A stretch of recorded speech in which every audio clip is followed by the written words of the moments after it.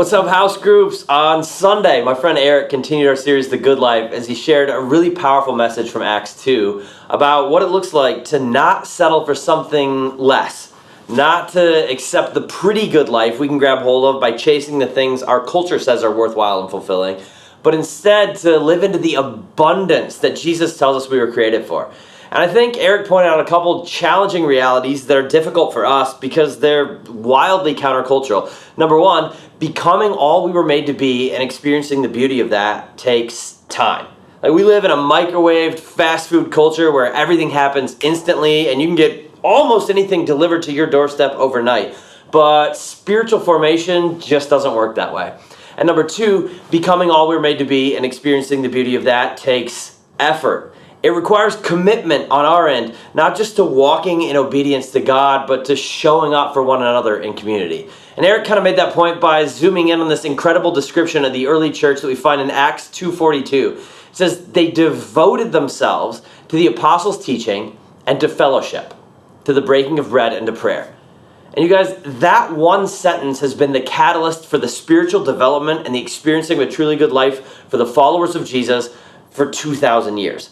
It's just this great picture of how we're shaped into the image of Jesus, which is God's will for us. And Eric used the illustration of rocks on a seashore, becoming smooth over time because they're washed over by the water, but also because they're bumping up against one another. And that's how spiritual formation is meant to happen. Number one, we encounter God. We make it a priority to crash into the waves of His presence by going to church, by going to house groups, by reading His Word, by praying, and more. We put that stuff at the top of our calendar, not the bottom of our calendar. But let's be real. In part, I know I'm preaching to the choir right now because if you're watching this, you're at house groups. But like in our culture, even in the church, for those of us who call ourselves committed followers of Jesus in America, we tend to treat our spiritual pursuits as necessary, but not really urgent. And so going to church or going to house groups gets bumped off of the calendar for all sorts of other activities the world says are important and urgent. Like there's all sorts of stuff the world says matters and this will give us life. And so those things do matter sometimes and they're fun and they do give us life a little. But ultimately, if we prioritize that stuff over prioritizing crashing into the presence of God, we end up wondering why it feels like faith is dry and something's missing. Why we're stuck with a pretty good life rather than the fulfilling one our souls long for.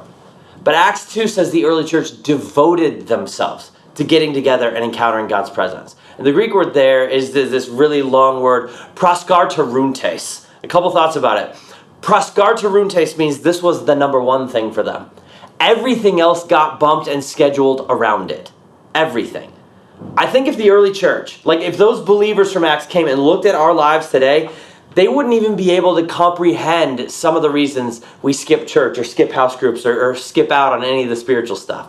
But to be fair, they did understand life is hard and life is busy and life is distracting. So proskarteruntes is a present active participle, which means they were continually devoting themselves to fellowship and to encountering God's presence. This wasn't like a one-time decision because distraction in our lives is not a one-time problem.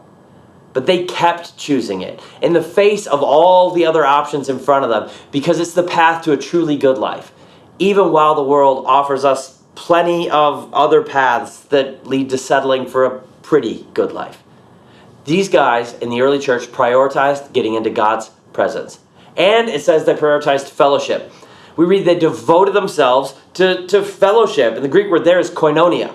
But here's the interesting thing. Koinonia means more than just hanging out. Sometimes when we think fellowship, we think just getting together. And listen, hanging out is great. It's one of my favorite things to do in the entire world. It matters. We are relational creatures built to have fun together and to have meaningful friendships. But if that's all we're doing, if we're getting together, even in house groups and just hanging out, or mostly just hanging out, without ever digging deep into the spiritual stuff, without getting real, without having honest conversations about faith and about our struggles, then look, if that's all we're doing, we are settling for something smaller than what we're meant for. We're missing out on the chance, just like the rocks on the seashore, to be shaped into the image of Jesus by crashing into each other. See, koinonia means spending time together both vertically and horizontally. It's intentional time with each other and with God all at once. It's gathering not just to do life together, but also to do faith together. Not just to have fun together, but also to pursue mission together. And let's be real, that's harder. It's way easier to just get together and hang out for an hour or two. And that's a good thing to do. But we need to go deep spiritually too, because that's where the good life is found. That's where we're shaped in the context of community. And it takes more work and effort to go deep spiritually. It's messy sometimes to go through those questions and to be raw and honest with each other about our struggles. But it's good because it shapes us. And so here's my invitation tonight. And again, I know I'm mostly preaching to the choir since you're at house groups right now. But let's take a look at our lives. Let's look at all the places where we're tempted to do something less than fully devote ourselves to crashing into God and one another. And let's decide to make those connections a priority. Because if we don't, we're liable to end up settling for a pretty good life, chasing all the things this world says will give us meaning, but missing out on the fullness and the abundant life Jesus says we were made for. But if we do, if we'll make it a priority, if we'll bump other stuff off of our schedule for the sake of that, what we'll find over time is that we're shaped and transformed into the people we were created to be. People claiming the truly good and beautiful lives God's promised us.